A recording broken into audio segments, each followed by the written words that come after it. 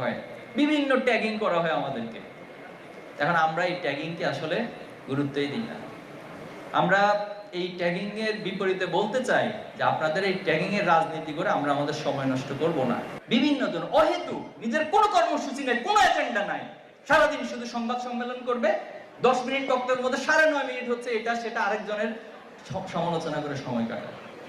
এজন্য আমরা এই সমস্ত ব্যক্তিদের সাথে কথা বলে সময় নষ্ট করব না। তোমাদের প্রতি অনুরোধ থাকবে, তোমরা যে সমাজে বেড়ে উঠবা, তোমরা যে বন্ধুদের সাথে বেড়ে উঠবা এবং অসংখ্য বন্ধুকে পাবা, অহেতুক বিষয় নিয়ে তোমার ঘন্টার পর ঘন্টা সময় নষ্ট করো। মেহেরবানি করে ওই সময়গুলো তুমি তোমার বাবাকে সময় দাও, তোমার মাকে সময় দাও, তুমি তোমার একটা পড়াশোনার মধ্যে সময় দাও, একাডেমিক অর্জনের মধ্যে সময় দাও, একটা স্কিল ডেভেলপমেন্টের মধ্যে সময় দাও।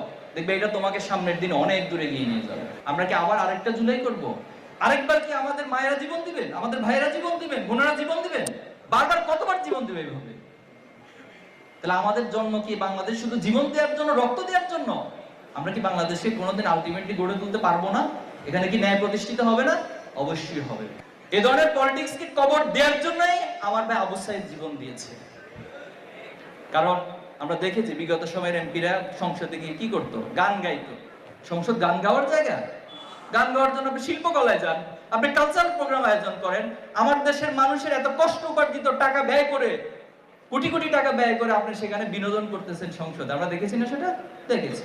মমতাজের মতো ব্যক্তি, সে হচ্ছে আমাদের এমপি, সে হচ্ছে আমাদের পলিসি মেকার। ওবায়দুল কাদেরের মতো একজন সাইকোপ্যাথ, সে ছিল আমাদের এই রাষ্ট্রের পলিসি মেকার। হাসিনার মতো একজন রক্ত খেকো, সে বলছে তার রক্ত নাকি তার নেশা। এবং আপনারা খেয়াল করবেন, অলরেডি এই বয়েস গুলো কিন্তু এসেছে। সে ওই সময় গোয়েন্দা সংস্থা সহ প্রশাসনকে বলেছিল, নির্দেশ দিয়েছিল যে যত ইচ্ছা মেরে ফেলো। কেমন কথা? এটা রাষ্ট্রের প্রধান, রাষ্ট্রের মানুষের টাকা খেয়ে সে বড় হচ্ছে, রাষ্ট্রের মানুষের টাকার উপর সে তার জীবন যাপন করে।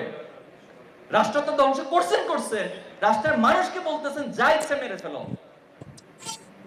এই ধরনের পলিটিক্স আমরা দেখেছি। এই ধরনের পলিটিক্সের কবর রচনা দেওয়ার জন্যই মূলত 24 অনুষ্ঠিত হয়েছে। 24 হঠাৎ করে হয়নি, এটি ইতিহাসের ধারা এবং বাস্তবতা অনিবার্য দাবি ছিল। তাহলে প্রিয় শিক্ষার্থী বন্ধুরা, আজকে তোমাদের কি মেসেজ দিতে চাই? আমরা